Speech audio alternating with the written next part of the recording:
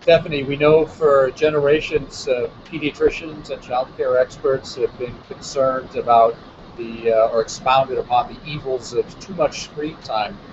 Is the tablet computer an even more insidious screen? I'm not sure that people would call it insidious. I think that what a lot of pediatrician and child development experts are worried about is that here is yet another device that is going to add on to screen time. So it's not that because a child has access to a tablet or an iPhone, they're going to stop necessarily watching television or playing video games. People are worried that this is yet another screen that's going to add to the time that children are sitting in front of a device rather than playing or interacting with their parents or in other ways learning. How concerned are those child development experts about computers in general, possibly taking away from a child's social and/or educational development? Well, it's not the computer itself that people are worried about, and it's not the tablet itself. There's a worry that if a child is looking at a screen, they're not going outside to play. They're not talking with a parent. They're not having a peer-to-peer interaction or engaging in some sort of imaginary play that everybody agrees is really the most important, especially for little kids. There's a lot of research that shows that some sorts of media for kids, especially 3 and up, and especially when a parent is involved, that some sorts of media can actually be quite beneficial. It's really a matter of how the media, how the devices are used. It depends on the child and it depends on the context. When you were researching your story, what types of apps or applications did you investigate it, and what did you find out about those? There are apps for everything, and getting into the whole world of preschool apps is sort of overwhelming. It's educational apps, or apps that at least label themselves as educational, are one of the large, for preschoolers, are one of the largest category of apps on the iTunes stores, or at least in the educational category.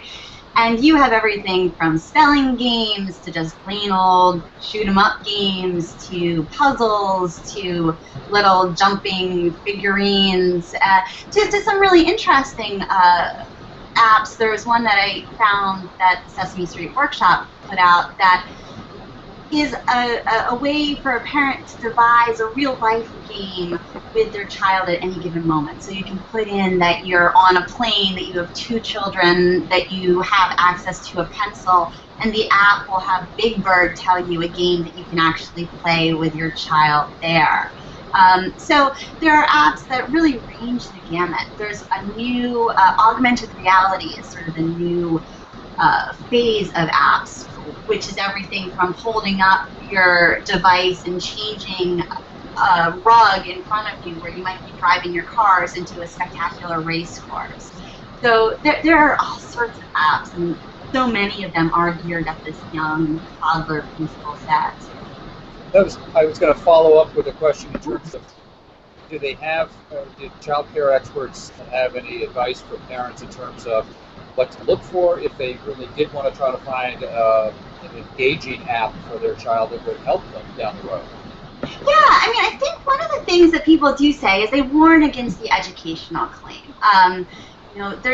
People say that there's very little that an app can teach that you probably couldn't teach better if you're just interacting with them one-on-one.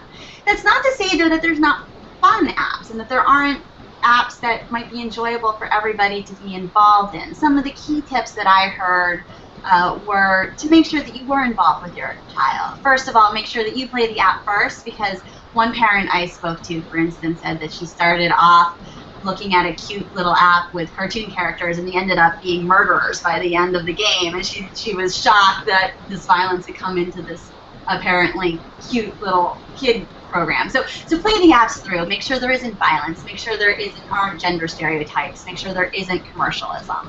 And then find an app that can engage the two of you in the real world, whether that's following the program that the app is giving you, or whether that's using it to devise another game. That can be up to you. There are games, like I mentioned, the Sesame Street app, which are more explicitly engaging in the real world. Maybe it's an app that helps you play a game outside. Maybe it's an app that helps you create a new type of sculpture from leaves that you collect. But look at apps that sort of can increase the interaction with real life as opposed to just taking the child into the world of the screen. Now I know you're the mother of 2 young children. Have you and your husband discussed the screen time question? We are. We have discussed this regularly, and we had a very strict line until about hour 4 of a flight to California, at which point the iPad came out and the puzzles started getting played. But we've been cautious to. The American Academy of Pediatrics recommends against screen time before a child is 2. We've sort of held to that, and we don't have her playing, our oldest daughter, we don't have her playing with the screen all that much. She gets it on special occasions, and to be honest, she hasn't really asked for it all that much. And I've heard that from a lot of other parents, that while there is a great fear that these devices can turn children into little zombies, that they will be obsessed with it, that they will demand it, that they'll create more battles. A lot of times they like playing outside better. She likes jumping up and down more than she likes scrolling. That's great. Hey, Stephanie Haynes, thanks so much for joining us today. Thanks so much. I appreciate it.